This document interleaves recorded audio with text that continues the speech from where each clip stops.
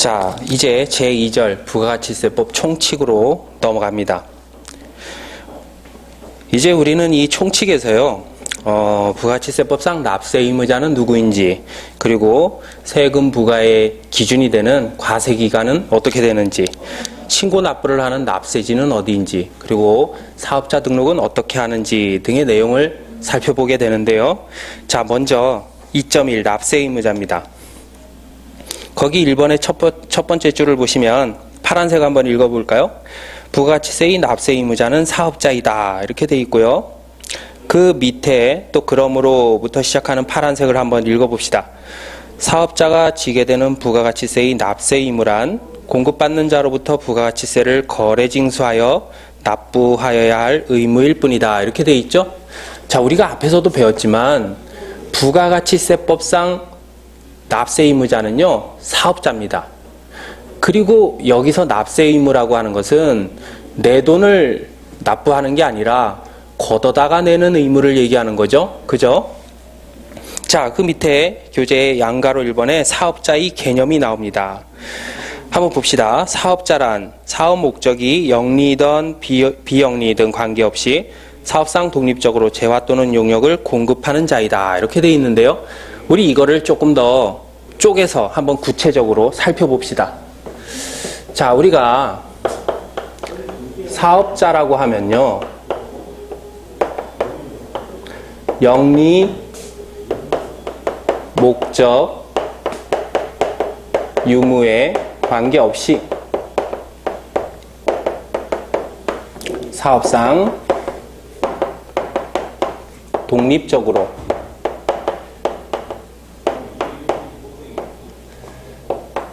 재화나 용역을 공급하는 자 이렇게 되어 있는데요. 자, 먼저 우리 교재 1번 밑에 나오죠? 방가로 1번에 사업자가 되기 위해서는 먼저 재화나 용역을 공급하는 자라야 된다는 겁니다. 근데 이거는 너무나 당연하죠. 왜냐하면 부가가치세법상 납세 의무자라는 게 걷어다가 내는 의무이기 때문에 공급받는 자한테 걷어다가 납부를 하려면 재화 용역을 공급하는 거, 이건 너무나 필수적이고도 기본적인 요건이라고 할 수 있겠죠. 자, 그 다음에 한 페이지 넘기시면 사업자가 되기 위해서는 사업성이 있어야 된다는 얘기인데요. 이 사업성이 있으려면 우리는 계속 반복성이 필요하다고 봅니다. 그러니까 일시우발적으로 재화나 용역을 어쩌다가 한번 공급한 경우에는 이 사업성이 있다고 볼 수 없기 때문에 사업성이 없으면 사업자도 아니죠. 그러니까 납세 의무도 지지 않습니다. 예를 들어서 여러분들이 뭐 노트북을 하나 가지고 있다고 한번 생각을 해봅시다. 그런데 이번에 뭐 신제품 같은 게 나와서 그걸 다른 사람에게 팔았습니다. 요즘에 뭐 땡땡나라 해가지고 인터넷에 이렇게 중고물품 사고 파는 사이트가 많이 있잖아요. 거기에 올려서 다른 사람에게 팔았다고 한번 생각을 해봅시다. 그러면 이것도 재화를 공급한 거니까 거래 징수를 해서 막 납부를 해야 되나요? 그리고 뭐 세금 계산서도 막 끊어주고 그러나요? 그렇지가 않죠. 이건 일시우발적으로 어쩌다 한번 컴퓨터라는 재화를 공급한 경우이기 때문에 사업성이 있다고 볼 수가 없습니다. 따라서 납세 의무도 지지 않는 거죠. 그 다음에 세 번째로 사업자가 되기 위해서는 독립성이 있어야 된다는 얘기인데요. 우리 교재에도 나와 있지만 이 독립성은요, 크게 두 가지로 나눕니다. 인적 독립성과요, 물적 독립성으로 나누는데, 먼저 이 인적 독립성이라는 것은 자기 계산이나 자기 책임을 의미합니다. 자, 이게 무슨 얘기냐 하면 예를 들어서 회사의 판매 부서에서 일하는 한번 종업원을 생각해 봅시다. 그러면 외관상으로는 이 회사의 물건을 상대방에게 판매하는 사람은 이 회사의 종업원이겠죠. 그렇지만 이 거래에 대한 계산, 그러니까 수익이나 위험은 그 그 물건을 판 종업원에게 기속되는 게 아니라 회사에 기속되는 거 아닙니까? 그죠? 따라서 이 거래 역시 회사에 기속되는 거지 이 회사에 고용돼 있는 종업원에게 기속돼 있는 게 아니라는 겁니다. 따라서 납세 의무 또한 회사가 지는 거지 거기에 종속돼 있는 고용돼 있는 종업원이 지는 게 아니라는 얘기죠. 왜냐하면 종업원은 인적 독립성이 없기 때문에 사업자라고 볼 수 없기 때문입니다. 그 다음에 이제 물적 독립성이라는 게 나오는데요. 교재를 한번 읽어봅시다. 물적 독립성 쪽에 이것은 하나의 사업에 부수되거나 단순히 그 사업의 연장에 불과한 행위는 독립한 사업으로 보지 않는다는 의미다. 그 뒤에요. 그러한 사업은 따라서 주된 사업에 포함된다. 이렇게 되어 있습니다. 예를 들어서 우리 벽걸이 TV를 판매하는 사업자를 한번 생각해 봅시다. 그러면 보통 벽걸이 TV는 TV라는 물건만 이렇게 띡 공급하고 끝나는 게 아니라 벽에다가 설치해주는 서비스까지 제공되는 게 일반적이죠. 그러면 이 사업자는 TV를 판매하는 판매업과 벽에다가 설치해주는 서비스업 지금 두 가지 사업을 하고 있다고 보는 건가요? 그렇지가 않죠. 그렇게 얘기하면 모두 다 이상하다고 생각하겠죠. TV 판매업만 하는 거죠. 왜냐하면 벽에다 설치해주는 서비스라는 거는 TV를 판매하게 되면 의뢰 제공되는 그런 서비스니까요. 그죠? 따라서 이 벽에다 설치해주는 서비스라는 거는요. 독립된 사업으로 볼 수 없고 TV 판매하는 사업의 부수활동으로 보기 때문에 주된 사업인 TV 판매업에 포함시킨다는 겁니다. 따라서 서비스업만 따로 떼어내서 뭐 사업자 등록을 하고 이럴 필요가 없다는 얘기죠. 자, 오른쪽 페이지에 넘어가시면 마지막으로 네 번째 영리목적 유무를 불문한다는 건데요. 영리목적이 있어도 좋고 없어도 좋습니다. 우리가 나중에 이제 배우시게 되겠지만 소득세법이나 법인세법에서는요, 이 영리목적 유무가 굉장히 의미가 있습니다. 왜냐하면 소득세법이나 법인세법이라는 게 당신이 얼마를 벌었으니까 그 번 소득에서 얼마를 내라 이런 개념이다 보니까 벌고 못 벌고가 굉장히 중요한 의미가 있겠죠.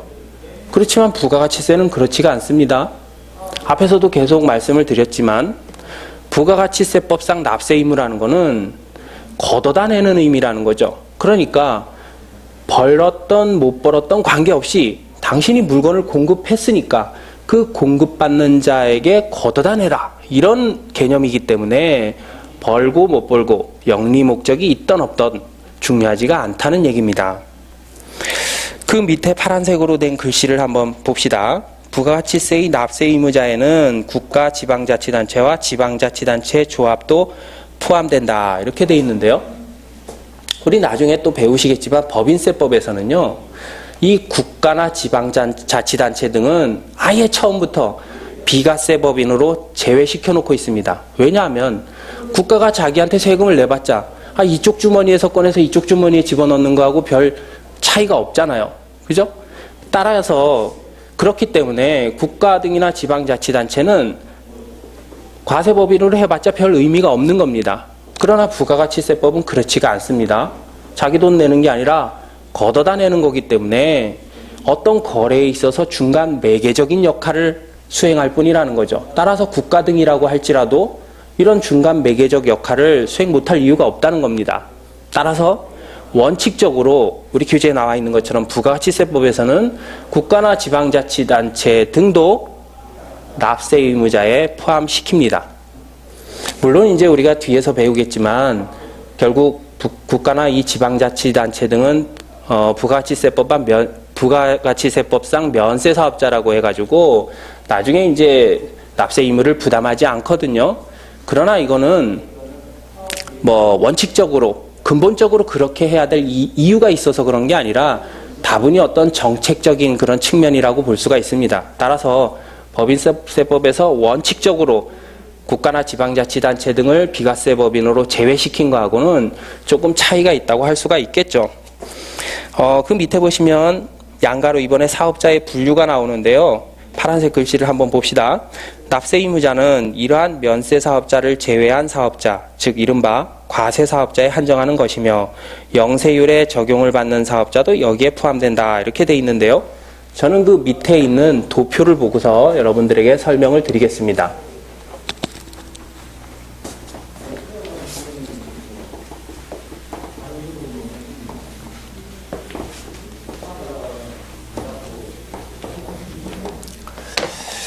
자, 우리가 사업자라고 하면요, 영리 목적 유무에 불구하고 사업상 독립적으로 재화나 용역을 공급하는 자, 이렇게 우리가 정의를 내렸죠. 그런데 이 중에서도요, 면세에 해당하는 재화나 용역을 공급하는 사업자는 우리가 면세 사업자라고 해가지고요, 납세 의무에서 제외를 시키고 있습니다. 이건 우리가 이미 앞에서도 배웠죠. 따라서 사업자 중에 과세 사업자만이 부가가치세법상 납세 의무를 부담하고 있는데요. 우리는 이 과세 사업자를 사업 규모에 따라서 일반 과세자와 간이 과세자로 구분을 합니다. 그리고 이 일반 과세자는요, 적용 세율에 따라서 10% 사업자와 영세율 사업자로 구분을 하고 있는 거죠. 그래서 이들이 납세 의무를 부담하고 있는 거죠. 그죠?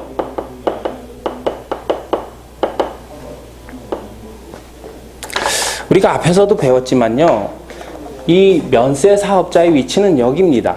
그리고 영세율 사업자의 위치는 여긴 거죠.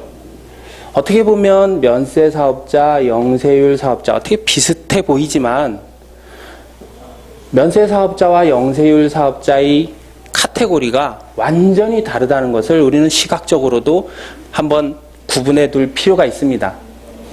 이제 우리는 이하에서요, 이 일반 과세자에 대한 얘기를 앞으로 쭉 펼쳐 나갈 겁니다. 그리고 이 간이과세자라는 것은 일종의 예외적인 제도인데요.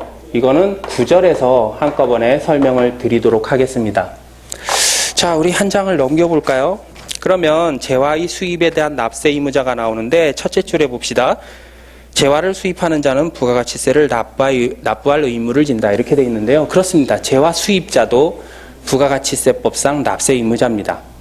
수입이라는 게 원래 외국 물품을 국내에 들여오는 거 아닙니까?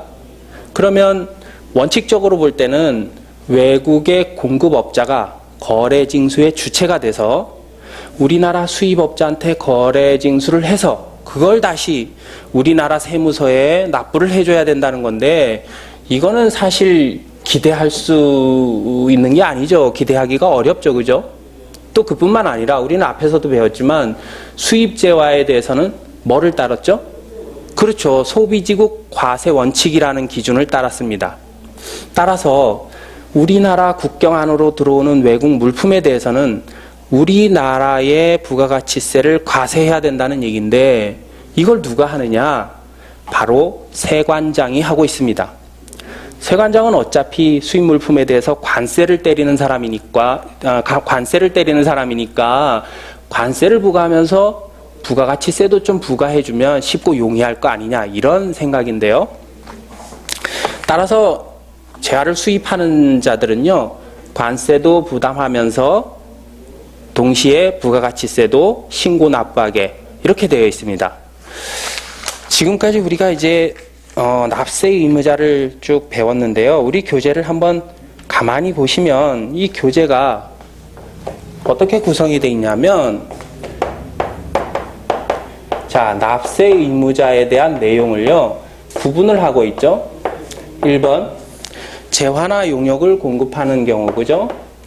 재화, 용역을 공급하는 경우 하고요. 두 번째는 재화를 수입하는 경우, 이렇게 구분하고 있는데요. 근데 가만히 보시면 재화 용역을 공급하는 납세 의무자 쪽에 이쪽에는 사업자의 개념과 묶어서 지금 설명을 하고 있고요. 그리고 쭉 넘겨보시면 재화의 수입에 대한 납세 의무자 쪽에서는 사업자의 개념과 별도로 떼어내서 따로 설명이 되어 있는 것을 우리는 확인할 수가 있죠. 이게 무슨 의미냐면 재화나 용역을 공급하는 경우에는요, 재화나 용역을 공급하는 사람이 사업자인지 아닌지의 여부에 따라서 사업자인 경우에만 납세 의무를 부담한다는 의미입니다.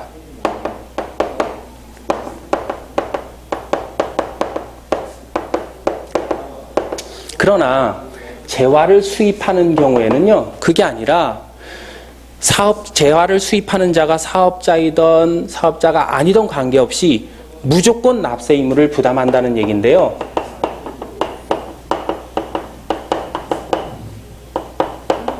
재화를 수입하는 경우에는 소비지국 과세원칙이라는 것을 실현하기 위해서 납세 의무를 부담하는 거기 때문에 수입하는 사람이 뭐 사업자이든 사업자가 아니든 그거에 따라서 납세 의무의 부담 여부가 달라지지 않는다는 거죠.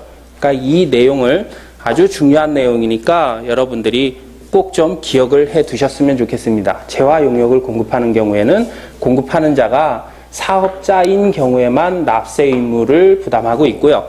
재화를 수입하는 경우에는 수입자가 누구든 간에 무조건 납세 의무를 부담하고 있다. 이렇게 정리를 해 두시면 되겠습니다.